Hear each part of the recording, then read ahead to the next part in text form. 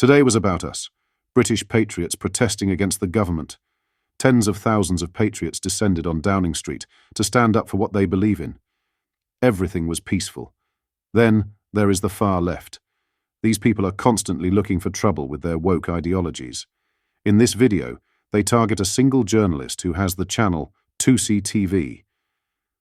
In the clip, you see him being escorted away as the far left gang up on him in number, looking to cause trouble. These are the issue. We will check out the clip and react, but first hit the like button and subscribe to the channel and join our fast-growing community. In this video, we can see Mahyar being escorted away from a riled-up far-left mob. Check it out.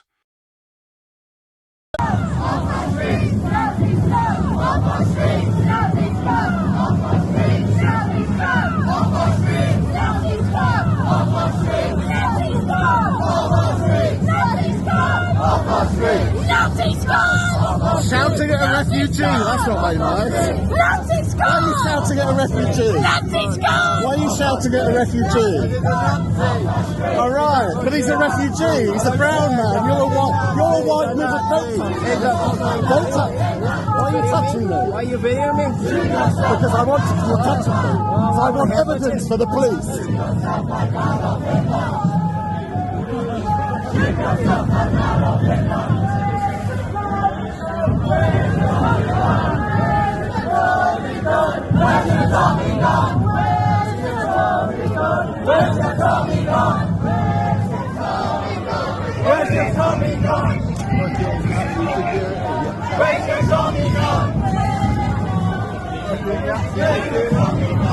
Shouting at a refugee because you don't agree with him.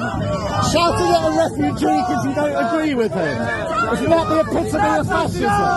Isn't that the epitome of fascism? Shouting at a refugee because you don't agree with him. Not touching me. Shouting at a refugee because you don't agree. You're trying to take me out. Off our streets! You're the fascist. You're the fascist. You're the fascist. Screaming at people who you don't agree with. Real life fascists. Shoot yourself. Is that illegal? Is that a legal step? Shoot yourself. Surely that's not illegal. Shoot yourself like Adolf Hitler. Except for Iranians. Except for Iranians who you don't agree with.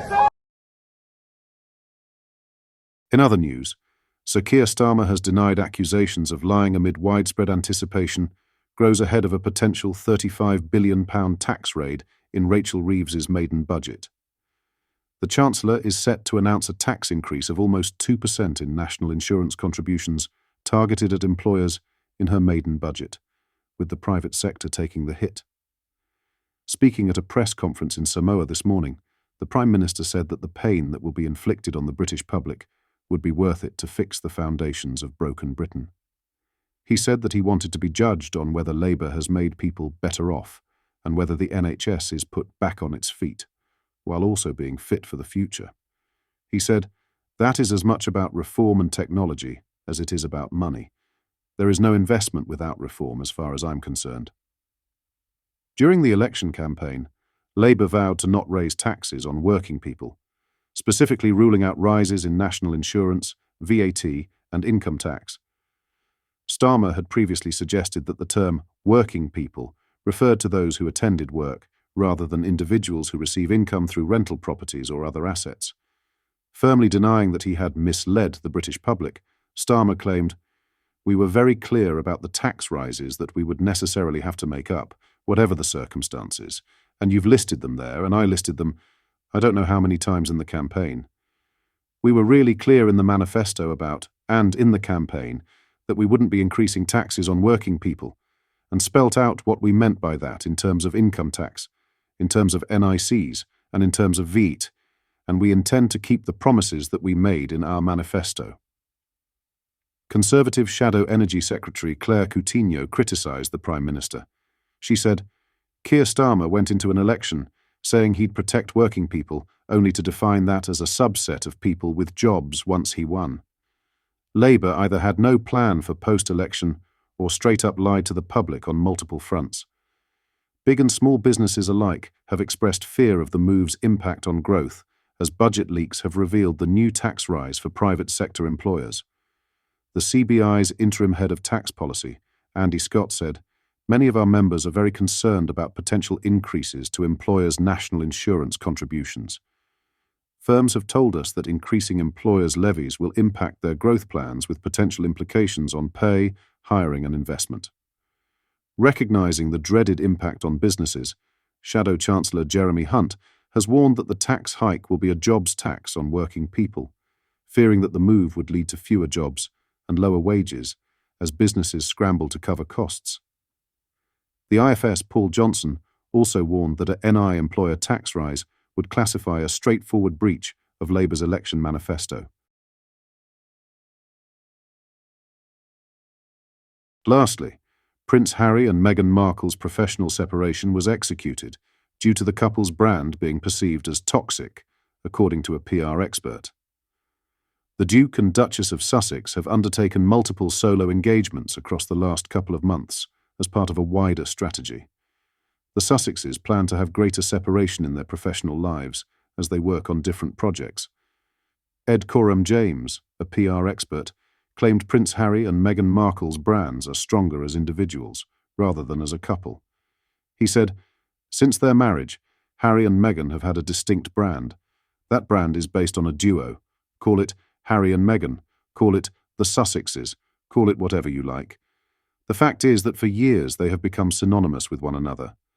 And, since the famous Oprah interview, in which they took a simmering disagreement between themselves and the rest of the royal family, and essentially declared all-out war, that brand has been steadily becoming more toxic, and thus commercially untenable, to the point where not that many major brands are going to be rushing to write them a large check based on their brand value. When combined, the Sussexes' brand is, from a PR perspective, toxic.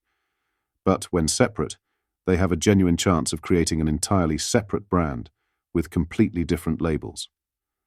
However, this separation professionally has led to speculation regarding their marriage. Meghan has found these rumours draining, according to an insider. The source said, "She has really felt the strain in recent weeks, and with all the speculation surrounding her and Harry and their marriage. They haven't done themselves any favours by doing so many separate events, but this is what they have decided to do, as it works best for them at the moment as a couple, and they both feel they can shine at events that are close to their hearts." Last month, a source told The Times that Harry wants to leave behind the celebrity nonsense and instead recover his reputation by becoming known as a serious philanthropic player. The insider added that the Duke does not want his old role in the royal family back. What are your thoughts on what we discussed in today's video? Let me know down in the comment section below. If you've not yet already, make sure you do drop a like on this video and subscribe to the channel for more British content. Thank you. Take care. Goodbye.